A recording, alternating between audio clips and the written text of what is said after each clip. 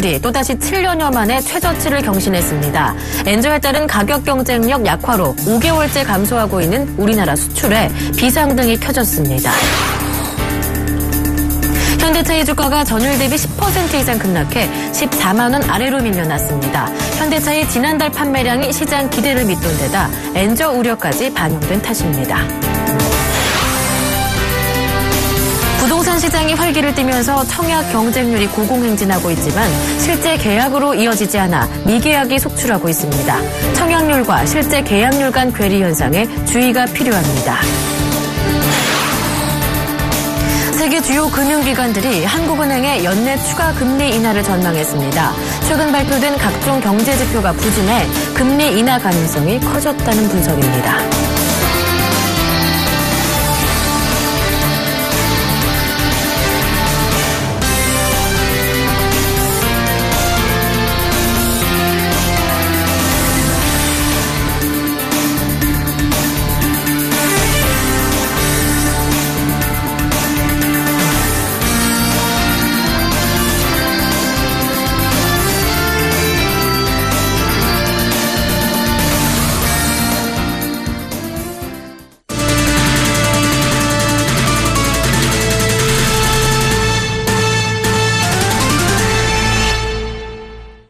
여러분 안녕하십니까. 6월 2일 화요일 센 경제 현장 오늘의 주요 뉴스입니다. 이틀째 반등했던 원엔 재정 환율이 오늘 3거래일 만에 또다시 하락했습니다. 미국의 경제 지표가 개선되는 흐름을 보이자 달러가 강세를 나타낸 것이 엔화 약세에 영향을 미친 것으로 보입니다. 정한희 기자가 보도합니다. 오늘 서울 외환시장에서 원엔 재정 환율은 전 거래일 대비 3원 91전 내린 893원 5전을 기록했습니다. 지난달 27일 원엔 재정 환율이 900선 밑으로 뚫린 이후 원엔 환율은 890원대 중반에서 등락을 반복했지만 또다시 엔화 약세가 나타나면서 엔저 현상이 심화되고 있습니다. 이번 엔화 약세는 무엇보다 달러 강세에 기인했습니다. 뉴욕 시장에서 미국의 경제 지표 가운데 5월 제조업 구매 관리자 지수와 4월 건설 지출 등이 호조를 보이자 강달러 현상이 심화되면서 엔달러 환율은 한때 124엔 91센까지 치솟아 125엔대를 넘보는 모습이었습니다. 달러 강세로 오늘 원달러 환율도 2원 20전 오른 1112원 40전에 장을 마쳤지만 원화보다 엔화가 달러에 대해 더 약세를 보이면서 원엔 재정 환율은 0.44% 내림세를 보였습니다. 엔저로 인해 우리나라의 수출 가격 경쟁력이 떨어져 수출이 5개월째 감소하고 있고 지난달 수출은 지난해 같은 기간보다 10.9% 줄어 거의 6년 만에 최대의 감소율을 기록했습니다. 이같이 경제 상황이 부진한 가운데 향후 미국의 금리 인상으로 강달러 현상이 심화될 경우 엔화가 원화보다 민감하게 반응하면 엔화가 원화에 비해 약세를 보일 가능성이 큽니다. 여기에 올 2분기 경제 지표들이 신통치 않은 상황에서 일본이 대규모 양적 완화를 진행하고 있어 이번 달 한국은행이 엔저에 맞서 금융통화위원회에서 추가로 금리를 인하할지 이목이 쏠리고 있습니다. 서울경제TV 정한입니다. 현대자동차의 주가가 전일 대비 10% 이상 급락한 13,800원에 마감했습니다. 현대차의 13만 8천 원에 마감했습니다. 현대차의 지난달 판매량이 시장의 기대를 밑돈되다 엔저의 여파가 지속되고 있기 때문인데요. 이 문제는 현대차 스스로 현재 위기를 타개할 뚜렷한 방법이 보이지 않는다는 점입니다. 정은규 기자가 전합니다. 현대차그룹 주가의 하락세가 심상치 않습니다. 엔저가 지속되는 가운데 지난달 판매 실적마저 예상을 밑돌자 현대차의 주가는 오늘 10.36% 하락한 13만 8,500원에 마감했습니다. 현대차 주가가 종가 기준 14만 원 아래로 떨어진 것은 2010년 8월 31일 이후 처음입니다. 현대차는 지난달 세계 시장에서 총 38만 9천여 대를 판매했다고 밝혔는데 이는 지난해 같은 달에 비해 6.4% 감소한 것입니다. 금융정보업체인 FN가이드에 따르면 현대차 주가가 급락하면서 이 종목을 기초 자산으로 한 40여 개 주가 연계 증권도 원금 손실 발생 구간에 진입했습니다. 현대차뿐 아니라 현대모비스와 기아차 역시 각각 8.47%, 4.12% 급락하는 등 현대차그룹 계열사도 일제히 하락세를 면치 못했습니다. 이 같은 부진은 엔저 심화의 영향이 컸습니다. 현대기아차는 2012년 미국에서 8.7%의 점유율을 기록했지만 올해 1분기에는 7.9%까지 떨어졌습니다. 반면 토요타와 닛산 등 일본 업체들은 꾸준한 성장세를 달리고 있습니다.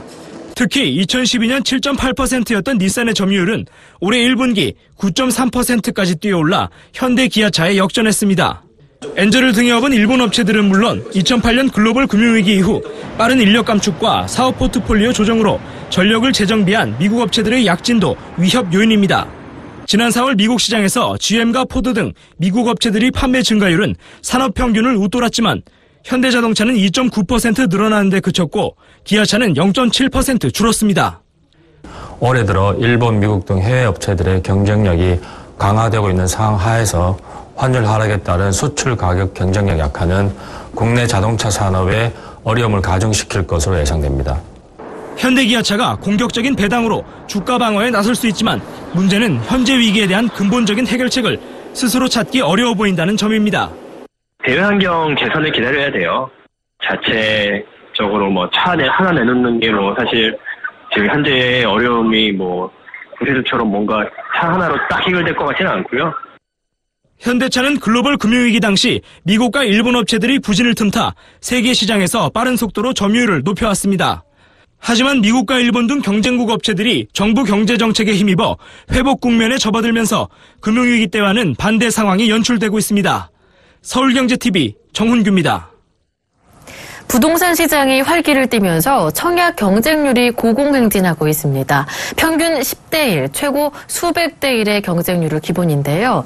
하지만 실제 계약률은 청약률과는 다른 양상을 보이고 있어 주의가 요구됩니다. 정창신 기자가 전합니다. 부동산 시장에서 건설사들의 청약 대박이 이어지는 가운데 실제 계약으로 이어지지 못하고 있습니다. 금융결제원이 운영하는 주택청약정보 사이트 아파트투유에 따르면 대림산업이 지난 13일 진행한 이편한 세상 신촌 1순위 청약 접수 결과 전용 59제곱미터 17가구 모집에 당해 지역에서만 1919명이 청약해 최고 경쟁률 112.88대 1을 기록했습니다. 평균 청약률은 10.68대 1로 나타났습니다. 하지만 높은 청약률에도 불구하고 미계약이 속출했습니다.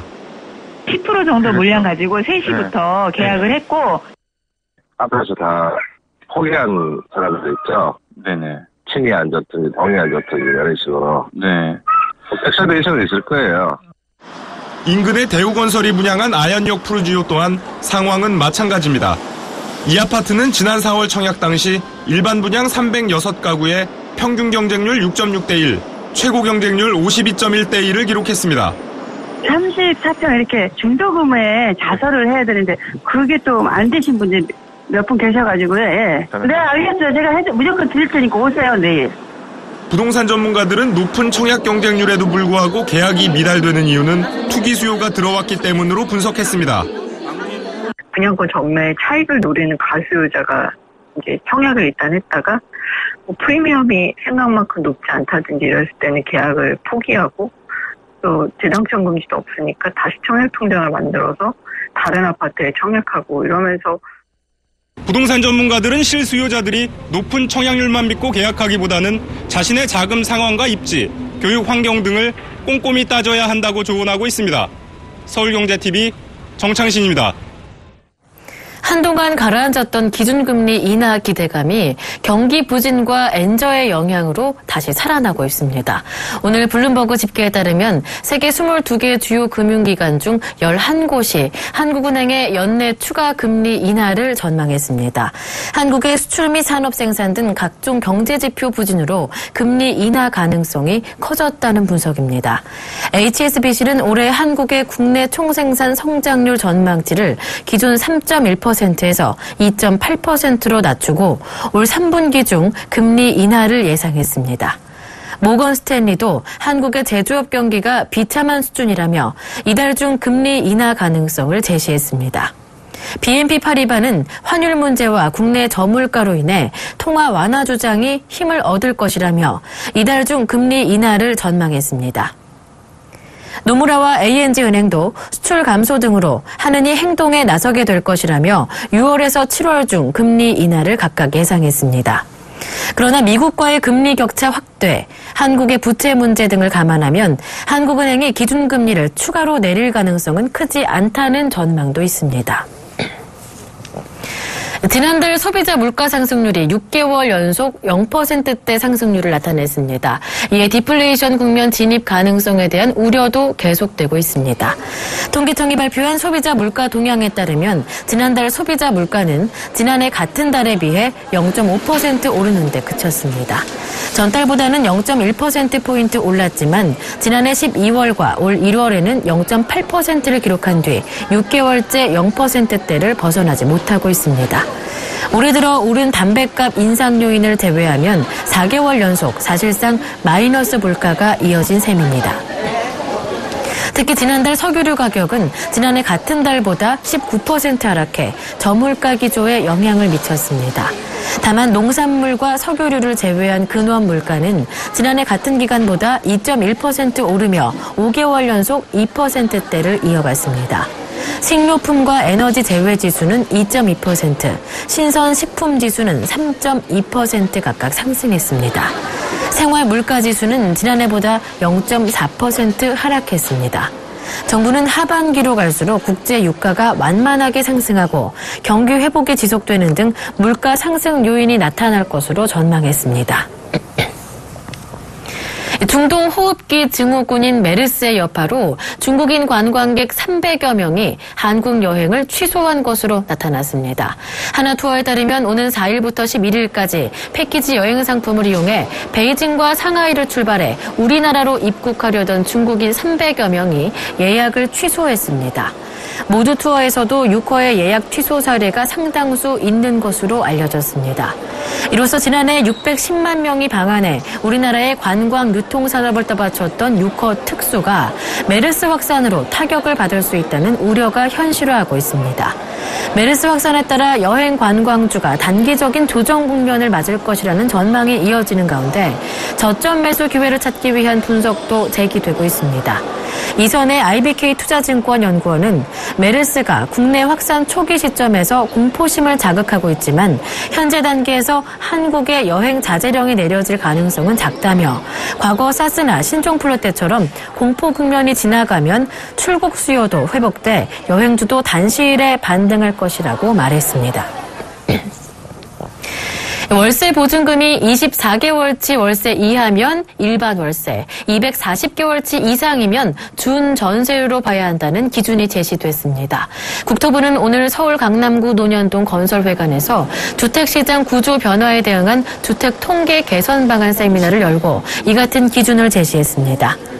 이창무 한양대 도시공학과 교수는 월세 통계 개선 및 전월세 통합지수 개발 연구 용역 보고서에서 보증금이 없는 월세를 포함해 보증금이 24개월치 월세 이하면 일반 월세로, 보증금이 240개월치 월세 이상이면 준 전세로 구분한 뒤 보증금이 그 사이에 놓인 월세를 보증부 월세로 봤습니다. 이런 구분을 바탕으로 각각의 월세 지수를 구한 뒤 이를 통합해 월세 통합 지수를 만들고 월세 통합 지수와 전세 지수를 가중 평균해 전월세 통합 지수를 만들어야 한다는 것이 이번 연구 용역 보고서의 제안입니다. 올해 주류와 게임 등 사회적으로 이미지가 좋지 않은 기업과 관련된 주식, 일명 죄악주가 다시 인기를 끌고 있습니다. 올해 게임과 담배, 대부업, 도박, 성, 주류 등 6개 업종, 36개 종목의 주가는 전날 기준 평균 23.95% 올랐습니다. 업종별로는 성이 127.73%, 주류 36.02%, 도박 28.81%, 담배 27.07%, 게임 13.78%, 대부업 6.45% 등의 순입니다. 콘돔 제조업체인 유니더스의 주가는 연초 대비 배 이상 올랐습니다. 주류 업종에선 롯데 칠성과 보혜양조의 주가가 각각 71.72%, 60.39% 올랐고 게임 업종에서는 플레이위드와 YD 온라인의 주가가 연초보다 배 가까이 올랐습니다. 김영렬 교보증권 매크로팀장은 죄악주가 작년까지 부진했으나 저금리 환경에서 가격 이점과 개별 호재에 따른 기대감이 더해지며 주가가 올랐다고 설명했습니다. 증권업계 구조조정의 여파가 이어진 작년 한 해 증권사 임직원이 4,000명 넘게 감소한 것으로 나타났습니다. 금융투자협회가 펴낸 2015년 금융투자 팩트북에 따르면 작년 말을 기준으로 국내 증권사 임직원은 36,046명으로 2013년 말에 42,243명보다 4,197명 적었습니다.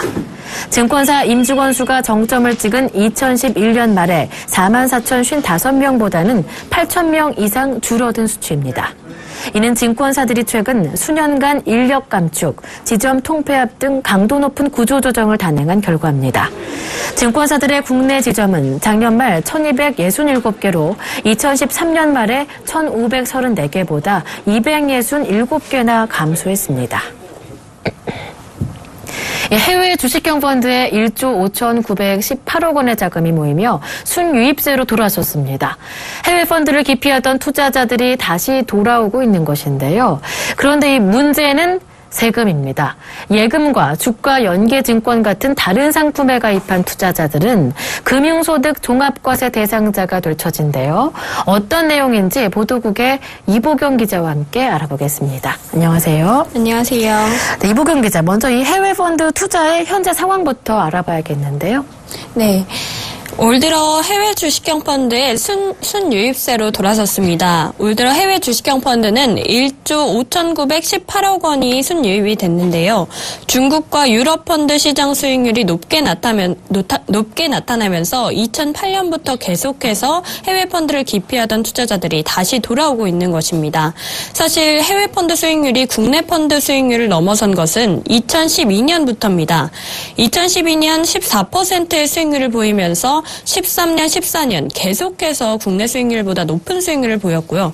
올해 연초부터 17.7%의 수익률을 나타내면서 국내 펀드 수익률인 11%를 훨씬 앞지르는 수치를 보였습니다. 네, 수익률이 이렇게 높은데도 불구하고 자금 유입이 더디게 나타나는 이유는 어디에 있을까요? 네, 그것은 세금 문제가 해외 주식형 펀드의 발목을 잡고 있다고 볼 수 있는데요. 2010년 1월 1일부터 국내 주식형 펀드와 해외 주식형 펀드에 각각 1억 원을 투자를 했을 때 지난 5월 22일까지 약 5년 반 동안 세금과 수익을 현행 과세 체계에 따라서 시뮬레이션을 해본 결과 총 수익이 국내 주식형 펀드가 2,348만 원, 해외 주식형 펀드가 2,625만 원으로 해외 주식형 펀드가 더 많은 것으로 나타났습니다. 그렇지만 세금을 제하고 나면 국내 펀드의 세후 수익은 2,151만 원으로 해외 펀드 투자자의 1,812만 원보다 339만 원이 더 많은 것으로 나타났습니다. 네. 그렇다면 세금 체계가 어떻게 다르길래 이렇게 차이가 나는 건가요? 네, 우선 과세 대상이 다르기 때문인데요. 국내 펀드는 총 투자 수익이 아니라 배당 소득에 대해서 과세를 합니다. 여기에 15.4%가 배당 소득세로 과세가 돼서 세금이 198만 원에 그쳤습니다. 반면에 해외 펀드는 배당을 포함한 매매 차익 전체에 세금이 매겨져서 누적 세금이 813만 원으로 국내 펀드 대비 4배 수준이었습니다. 뿐만 아니라 해외 펀드 투자는 다른 금융소득과 합산해 매매 차익이 연간 2천만 원을 초과를 하면 금융소득 종합과세 대상이 돼서 세금 폭탄을 맞을 우려가 있습니다. 즉 정리해보면 현재 국내에서 설정된 해외 펀드의 경우에 발생한 수익에 대해서 배당소득세 15.4%를 내야 하고 배당소득은 종합소득에 포함이 됩니다. 결국에 수익의 최고 41.8%까지 세금을 물 수 있게 되는 것입니다. 네, 그렇다면 해외 투자가 중요한 이유는 어디에 있을까요? 네, 우리나라가 현재 저성장 고령화 시대에 들어섰기 때문인데요. 이 때문에 투자 수익이 외국에서 꾸준히 들어오는 방향으로 경제 구조가 변화해야 한다라는 목소리가 높아지고 있습니다. 이창선 LG경제연구원 연구위원은 해외 증권 투자액은 위기 시 바로 빼서 국내로 환수할 수 있기 때문에 국가 전체적으로는 제2의 외환 보유액 역할을 할 수 있다고 말을 했습니다. 네. 그래서 현재 금융투자업계에서도 이렇게 해외 투자에 관련한 과세를 좀 줄이기 위해서 여러 가지 정책을 추진하고 있다면서요? 네, 그렇습니다. 현재로서 가장 유력한 대안은 해외 펀드도 마찬가지로 분리과세를 하는 방안인데요. 다만 분리과세를 하면은 종합과세 대상이 아닌 투자자들은 세율이 오르는 문제가 있습니다. 김재칠 자본시장연구원 연구위원은 해외 펀드에 대해서 양도소득세를 매길 때 소득세 원천징수 투자자는 세율이 15.4%에서 22%로 올라 불이익이 발생한다면서 종합과세 대상자들에게만 유리하다는 지적이 나올 수 있다고 전했습니다. 일각에서는 분리과세를 도입하는 동시에 한국형 종합자산관리 계좌를 통해서 비과세 투자 한도를 확대하고 양도소득세 기본공제폭을 늘리는 방향 으로 해결책을 찾아야 한다고 목소리가 나오고 있습니다. 네, 그렇다면 현재 상황에서 절세 방법은 어떻게 해야 하는 건가요? 네, 절세 방법이 없는 것은 아닙니다. 전문가들은 배우자나 자녀에게 펀드를 양도하라고 조언을 하고 있는데요. 그렇게 하면 양도 이후 발생한 수익이 배우자나 자녀의 수익으로 간주가 돼서 금융소득 종합과세를 피할 수가 있습니다. 이게 배우자에 대해서는 6억 원, 성인 자녀에 대해서는 5천만 원까지 비과세로 증여가 가능하고 이 범위를 넘어서면 증여세를 내야 합니다. 두 번째 방법으로는 연금 계좌를 활용하는 것이 있는데요. 연금 계좌를 통해서 해외 펀드에 가입을 하면 해당 수익을 다른 소득과 합산하지 않고 3.3에서 5.5% 과세하는 연금소득세나 16.5% 하는 기타 소득세만 부과를 합니다. 또 연금 계좌를 이용을 하면 매년 내는 배당 소득세도 피할 수가 있어서 좋습니다. 네, 말씀 잘 들었습니다. 지금까지 보도국의 이보경 기자와 함께했습니다. 고맙습니다. 고맙습니다.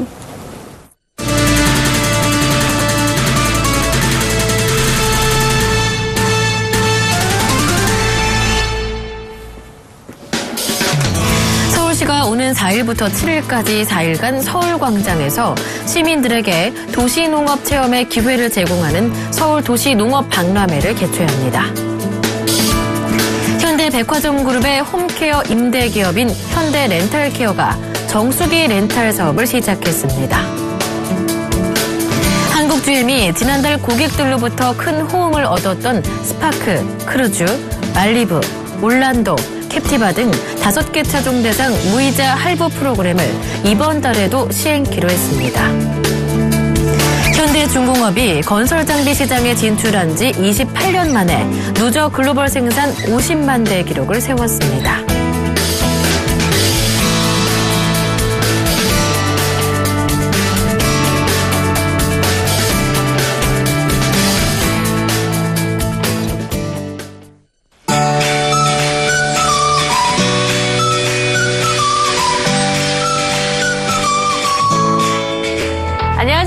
라이프스타일 예보 차수입니다. 오늘도 구름 사이로 햇살이 따갑습니다. 다만 현재 비가 오는 남해안과 제주도로는 더위가 주춤한데요. 남해안과 제주도에 내리는 비는 내일 새벽에 그치겠고요. 더위는 계속되겠습니다. 한낮에 서울, 춘천, 광주 30도까지 올라 덥겠고요. 대구는 31도로 크게 오르겠습니다. 건강관리 유의하시기 바랍니다. 내일 중부지방은 중부 북부지방에서 남동 지나는 고기압의 영향을 점차 받겠고 남부지방은 남해상을 지나는 저기압의 영향을 받다가 벗어나겠습니다. 그럼 자세한 지역별 내일 날씨는 나절 예보를 통해서 알아보겠습니다. 중부지방 구름 많다가 아침부터 맑아지겠습니다. 햇볕이 강하게 내리쬐면서 기온이 크게 올라 덥겠습니다. 한낮에 서울, 춘천, 청주 30도까지 오르겠습니다.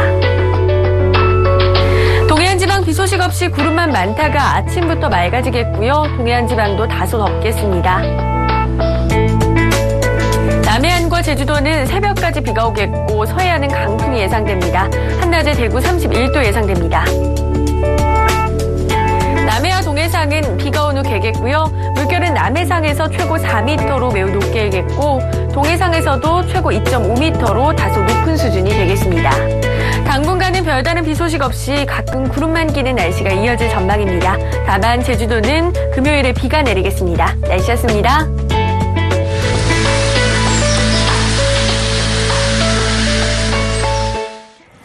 질병관리본부에서 제안한 메르스 예방법에 따르면 손을 자주 씻고 기침이나 재채기를 할 경우 입과 코를 가리는 것을 잊지 마시고요. 많은 사람들이 붐비는 장소엔 가급적 가지 말고 부득이한 경우에는 마스크를 꼭 착용하셔야겠습니다. 각종 관련 루머를 무조건 믿고 잘못된 예방법에 따르지 않도록 유의하셔야겠습니다. 센 경제 현장 여기서 마치겠습니다. 시청해주신 여러분 고맙습니다.